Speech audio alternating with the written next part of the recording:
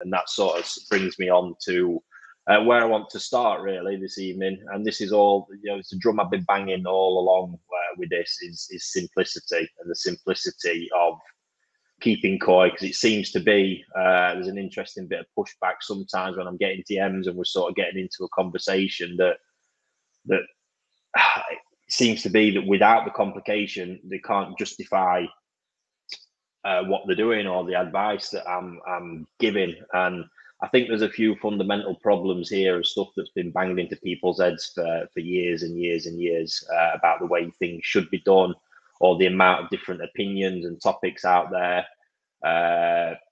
on the internet, example, in different groups, and even when you're banging stuff into Google, the different answers and conflicting answers that you get. So, I mean, all I want to say is, throughout me doing all this, I just wanted, the whole sort of aim is to get people really enjoying koi, try and take all the hassle out, get the simplicity, show it can be done on any kind of budget, any kind of level, share the knowledge and experience that I've got to make everybody's koi keeping journey easier. And don't get me wrong, if you want to overcomplicate it, you can, but trust me, guys, there's a lot of stuff I'm seeing where it just seems to be people are looking for problems and creating their own hassles. The advice that I'm giving out is based on experience and experience alone. I've got no formal education in this, no degrees. I've just got over 20 years already of experience from doing this from a young age at an incredible level commercially. Handling thousands and thousands of fish a year, doing it here, seeing how it's done in Japan, and really learning from them guys on a level that very few get to experience. And obviously in sharing that and trying to get this style of koi keeping over, trust me, it will just transform the hobby for you if you can listen, pay attention, make some of the changes. Richard comments there just goes to show it's not the only ones I've had that said these simple changes going a long way. I've got no commercial motivations through any of this. I'm not trying to sell you guys anything, just simply make things better and easier for you where I can. So one of the ones that sort of ties into this was a conversation I've just been having recently with a guy in my DMs as well, and the topic of nitrate come up, NO3. So it basically went on, and the first sort of premise of this guy, and hopefully if this, I won't mention his name, but if he's watching, feel free to chip in here as well. But the premise of it was that he basically didn't think his fish were eating enough. So very simply, I said, well, are the fish growing? The answer was yes, but in his opinion, looking a little bit veiny, possibly not eating enough.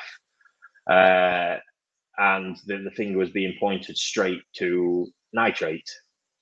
Now, nitrate's an interesting one because, like a lot of other topics, there's very, very little, I feel, good information out there, incredible information that truly points a finger at nitrate being a problem and the problems that it can actually create and the symptoms it creates.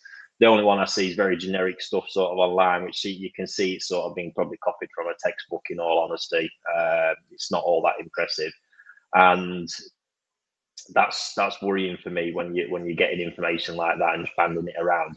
Again, all the information I give is based on experience, my experience. And when I'm keeping koi through that experience, and I am aware that obviously if you guys haven't got that, you need other mechanisms until you build that experience. But trust me, I think one of the biggest things here is the need and the simplicity to focus more on actually paying attention to the fish, looking at the fish and not just looking at everything else all the time.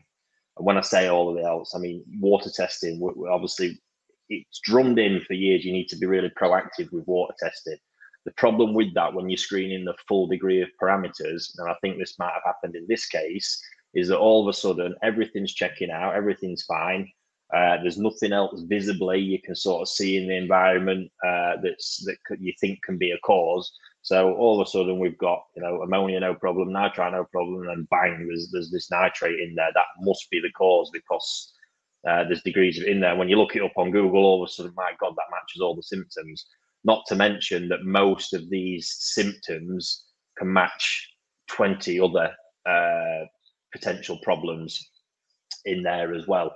And this is what really scares me. You know, I'm looking at the fish, so everything I'm doing, I'm going to be complete. I'm really open with you, even if I get slaughtered for this. I really don't care, because it needs to be known. The amount I test water is very infrequently, and because I don't need to. We can read the environment incredibly well, even down to probably knowing from fish behavior if there's a parasite infestation, possibly what parasite's actually causing it.